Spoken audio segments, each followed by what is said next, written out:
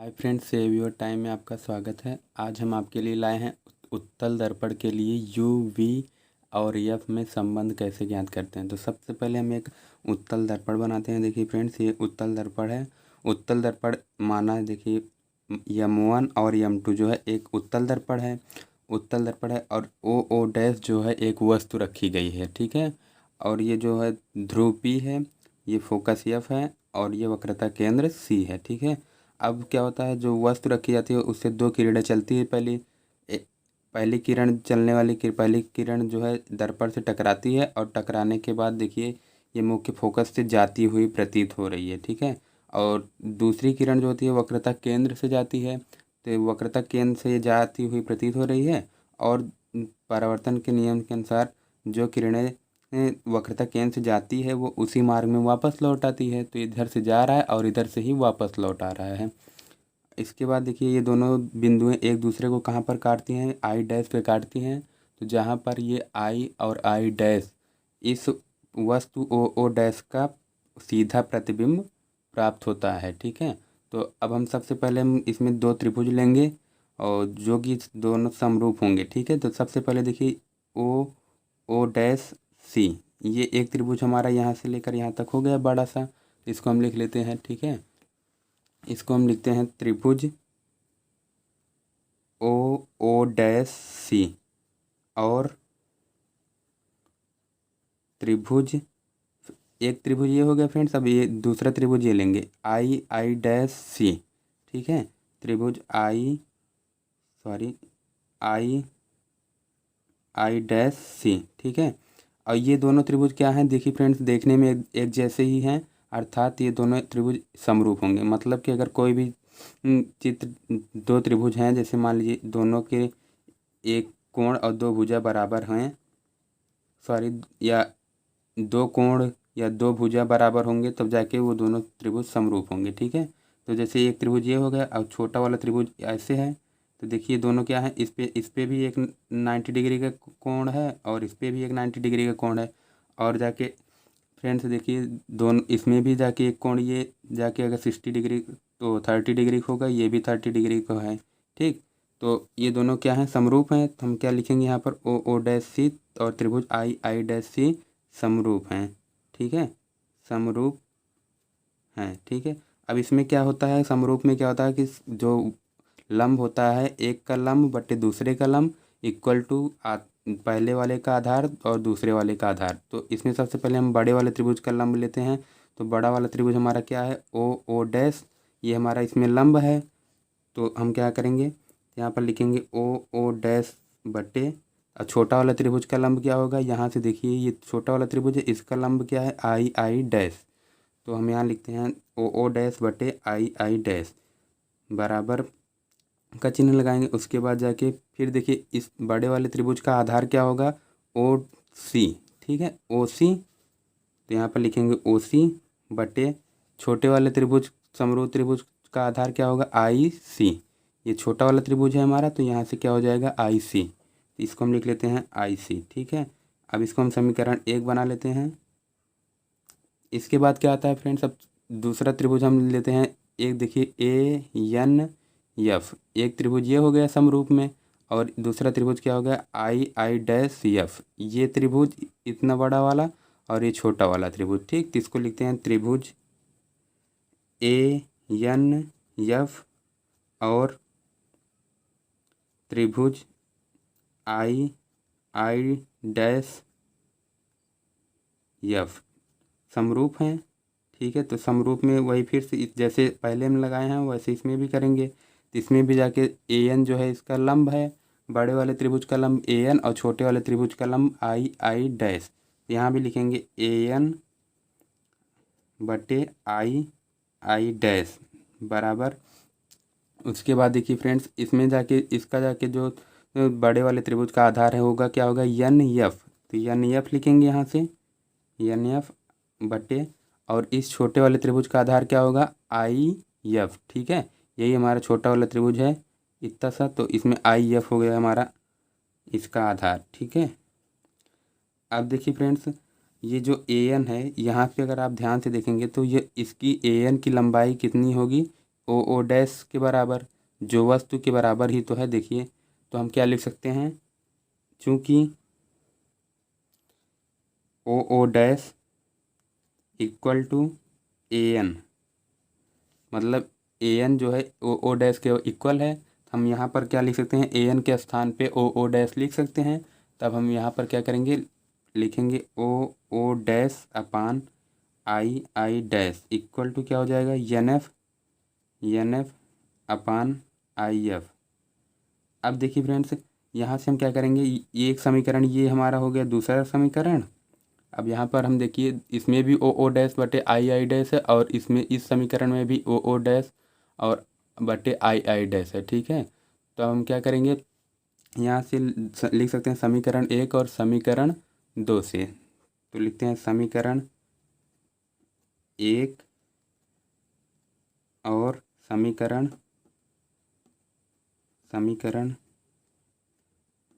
2 से। तो ये क्या हो जाएगा हमारा, इसमें जाके दोनों इक्वल हैं, तो इसलिए हम इसको और इसको दोनों को इक्वल कर सकते हैं। ठीक है, तो यहाँ पर हम लिखते हैं ओ सी बटे I C equal to N F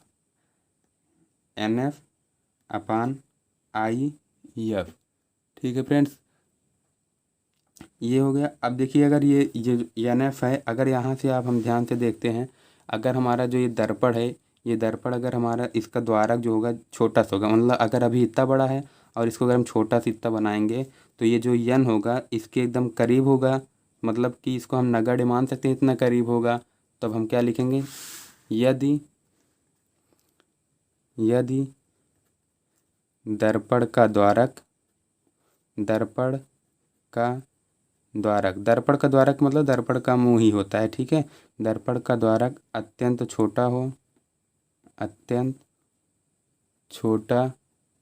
हो तो तब क्या होगा फ्रेंड्स, देखिए जो ये यन है, यन, ठीक, तो यन पी के बहुत समीप होगा, तो लिखेंगे तो यन बिंदु पी के समीप होगा, पी के बहुत समीप होगा। तो इसलिए हम क्या लिख सकते हैं, इसलिए लिख सकते हैं P F equal to N F. ठीक है फ्रेंड्स, यहाँ से देखिए ये चित्र में देखिए, जब ये एकदम दोनों एकदम समीप हो जाएंगे, तो मतलब हम पी एफ या तो लिखें या एन एफ लिखें, दोनों एक ही बात होगा जब समीप रहेगा। तो इतना करने के बाद यहाँ पर ब्रैकेट में लिख सकते हैं फ्रेंड्स लगभग, क्योंकि ये पूर्ण रूप से समीप नहीं होगा, लगभग में समीप होगा। ठीक है, अब ये जो पी एफ की वैल्यू एन एफ की वैल्यू आई है, तो इस समीकरण में यहाँ रख सकते हैं। यहाँ पर देखिए ये जो है इस समीकरण में एन एफ के स्थान पर हम पी एफ लिख सकते हैं, तो लिखेंगे, इसको हम समीकरण 3 मान लेते हैं। ठीक है फ्रेंड्स, तो ये क्या हो जाएगा, यहाँ से लिखेंगे एन एफ का मान समीकरण 3 में रखने पर,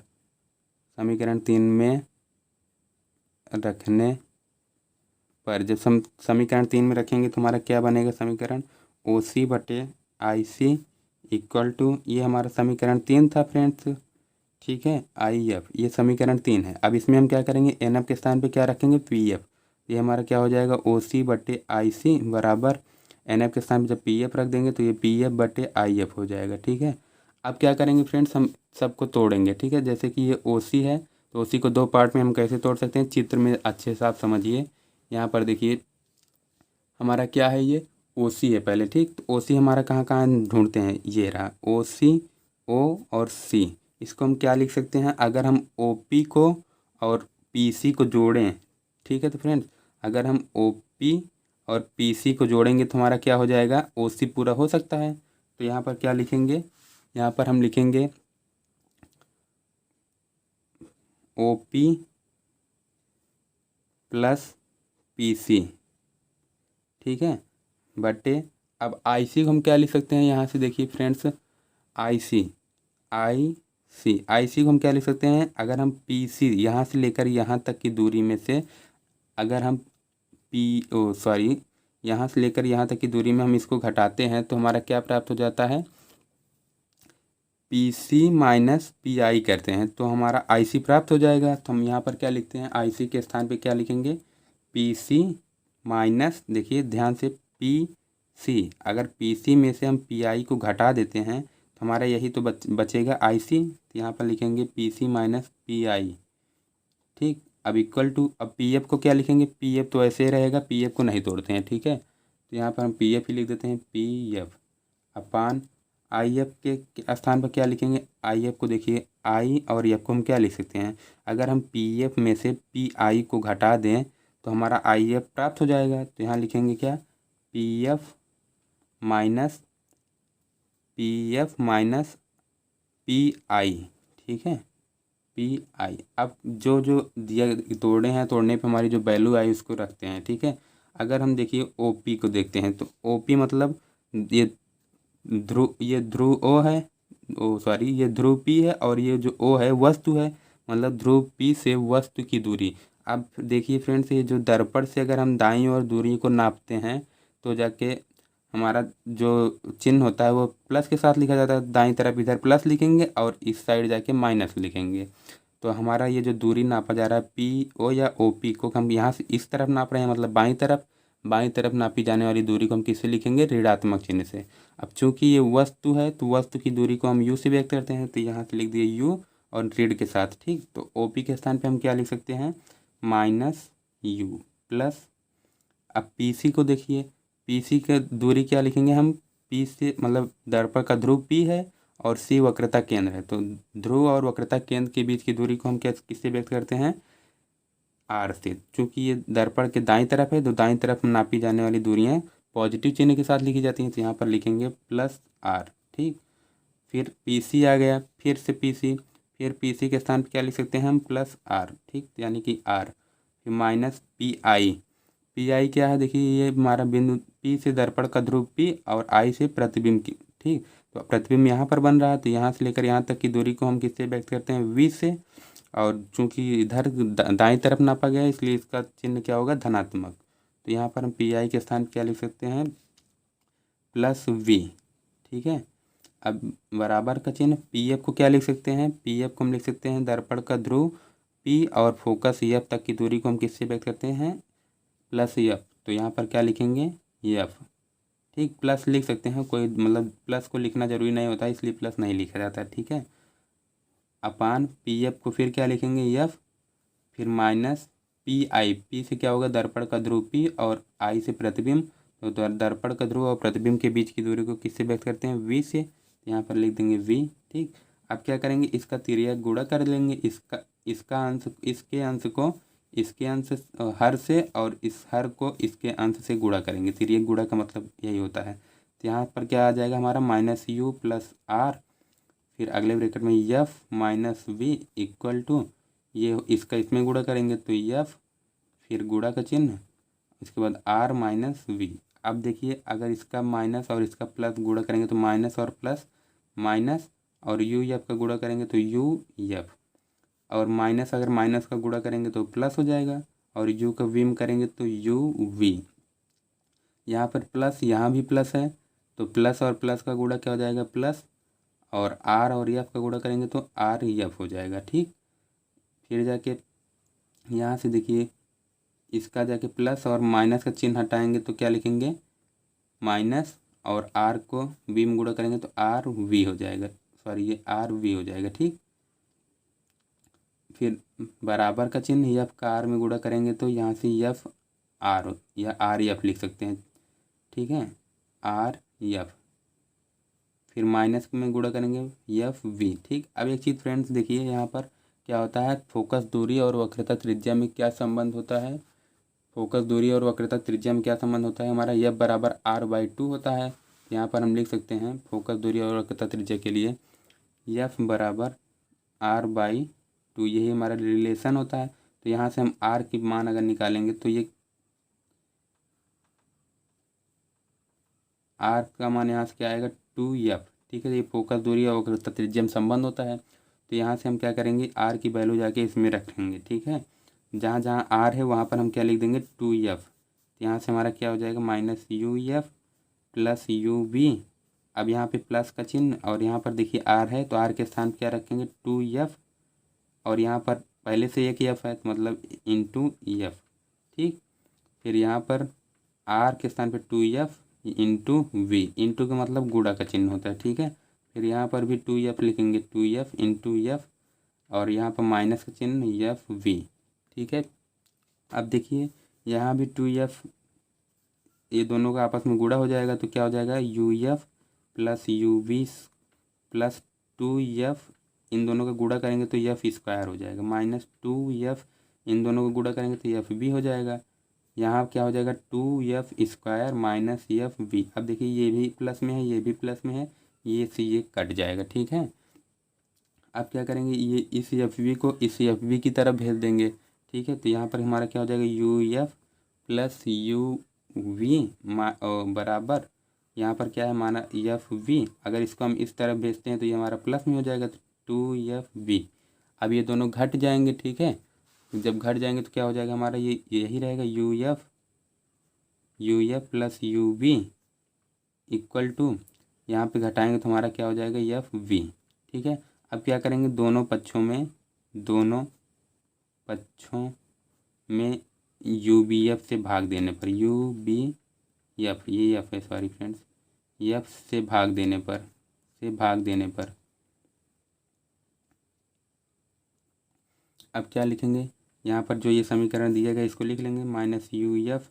अब इसमें भी यू और वी एफ से भाग देंगे तो क्या हो जाएगा यू वी एफ, भाग दे दिए, फिर प्लस का चिन्ह यू बी है यू बी लिखे, इसमें भी यू बी एफ से भाग देंगे तो यू वी एफ, फिर बराबर एफ वी है तो एफ बी को ऐसे लिख लेंगे और इसमें भी यू वी एफ से भाग देंगे।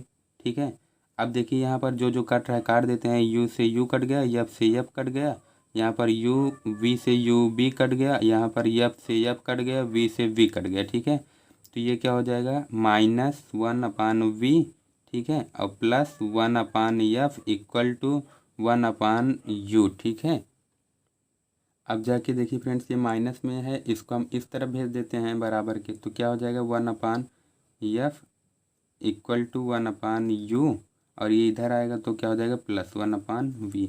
यही हमारा रिलेशन हो जाएगा किसमें u v और f में। ठीक है, तो यहाँ पर इतना लिखने के बाद आप लिख सकते हैं जहाँ पर f फोकस दूरी है और u वस्तु की दूरी और v क्या है प्रतिबिंब की दूरी। तो हम यहाँ पर लिख देते हैं जहाँ f क्या है फोकस दूरी और u क्या है वस्तु की दूरी और v क्या है प्रतिबिंब की दूरी। ठीक है, ये हमारा रिलेशन हो जाएगा फ्रेंड्स यू बी एफ में उत्तल दर्पण के लिए। ठीक है, और ये सब दिखा देंगे कि क्या है। ठीक है, अब अगर हमारा ये वीडियो आपको समझ में आया तो आप प्लीज़ चैनल को सब्सक्राइब लाइक और शेयर कीजिए। Thanks for watching.